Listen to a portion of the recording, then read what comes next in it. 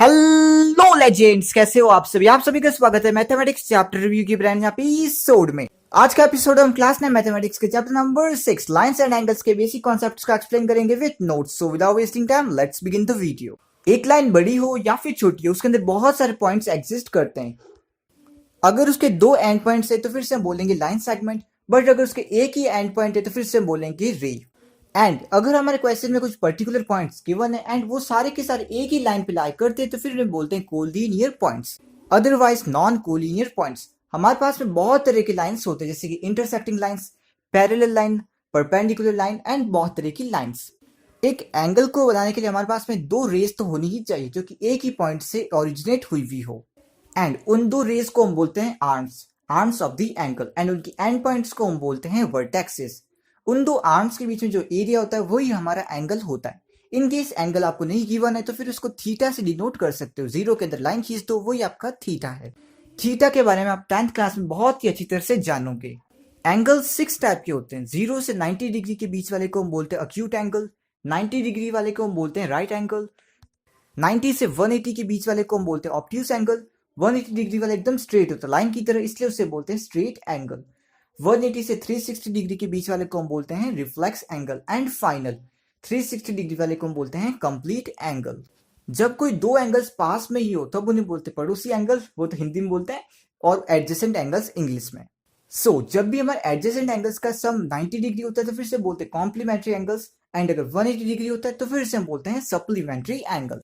And एक और topic, अगर कोई दो लाइंस को एक लाइन इंटरसेक्ट करती तो फिर से बोलते हैं हम ट्रांसवर्सल। एंड जब इंटरसेक्ट होती तो फिर बहुत तरह के एंगल्स बनते हैं, जैसे कि corresponding angles, alternate interior angle, alternate exterior angle and interior angle on the same side of the transversal. अब भला ये सब क्या होता है, ये सोच रहे होंगे आप लोग, राइट? तो फिर इसे समझने के लिए हमारे सामने एक डायग्राम पेश किया जाए। इस डायग्राम को आप देख सकते हो और मैं समझाता भी हूँ।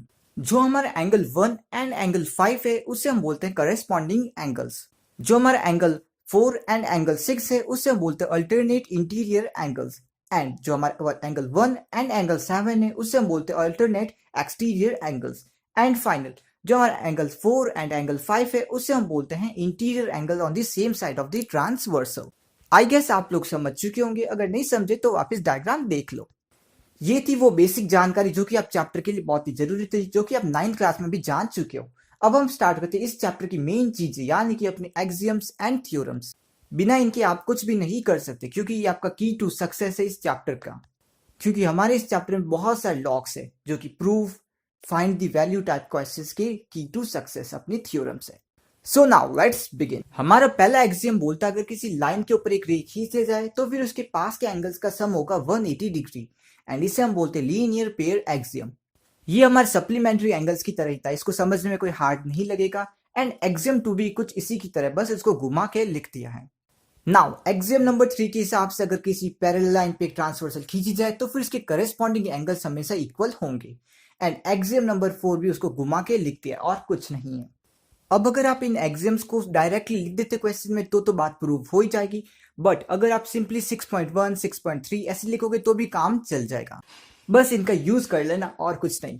अब चलो हम बात करते हैं थ्योरम्स के बारे में। थ्योरम नंबर 1 बोलता है कि अगर कोई दो लाइंस इंटरसेक्ट होती तो फिर इसके वर्टिकली ऑपोजिट एंगल्स हमेशा इक्वल होते हैं, यानी कि जैसे आप इस डायग्राम में देख सकते हो, यानी कि angle number 1 and angle number 2 equal होंगे, angle number 3 and angle number 4 भी इक्वल होंगे। वर्टिकली ऑपोजिट एंगल मेरा हमेशा से ही फेवरेट रहा है। थ्योरम नंबर 2 बोलता है कि ट्रांसवर्सल के हिसाब से जो अल्टरनेट इंटीरियर एंगल का जो पेयर होगा वो इक्वल होगा। थ्योरम नंबर 3 को बस इन लोगों ने घुमा फिरा के लिख दिया और कुछ नहीं। आई थिंक आप समझ गए होंगे, राइट?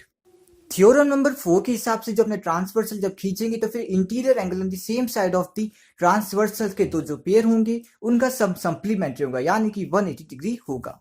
एंड इसी की तरह अपने नंबर 5 वो भी कुछ घुमा फिरा के लिख दिया। इन लोगों को घुमाने फिराने की बहुत ही आदत है, क्वेश्चन भी ऐसे ही करते हैं।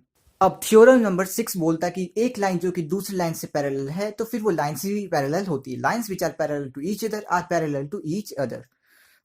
ऐसा समझना थोड़ा मुश्किल है, इसलिए आप डायग्राम से देख सकते हो। समझ गए होंगे आई थिंक सो। ये बस अपने चैप्टर नंबर 5 के एक्सियम नंबर 1 की तरह ही बस इसको रिप्रेजेंट कर दिया जैसे हमने वहां पर सीखा था, right?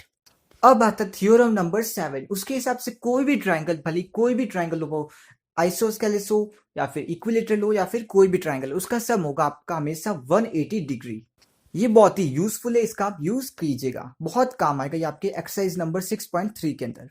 Now final theorem number 8, ये थोड़ा बहुत कॉम्प्लेक्स हो सकता है, इसलिए समझने के लिए हमारे पास में वापस एक डायग्राम आता है। जब भी किसी आप ट्राइंगल से एक और लाइन प्रोड्यूस करते हो तो फिर उसके जो एक्सटीरियर एंगल होता है वो इक्वल होता है अंदर के ट्राइंगल के दो इंटीरियर एंगल के सम के बराबर। थोड़ा सा कॉम्प्लेक्स हो सकता है पर आप इसको देखिएगा। You are legends, I guess आप लोग समझ चुके हो गए। इसी के साथ ही चैप्टर ओवर होता है। आप वापस मैं कहना चाहूंगा कि आप थ्योरम्स को ट्राई कीजिएगा। So now good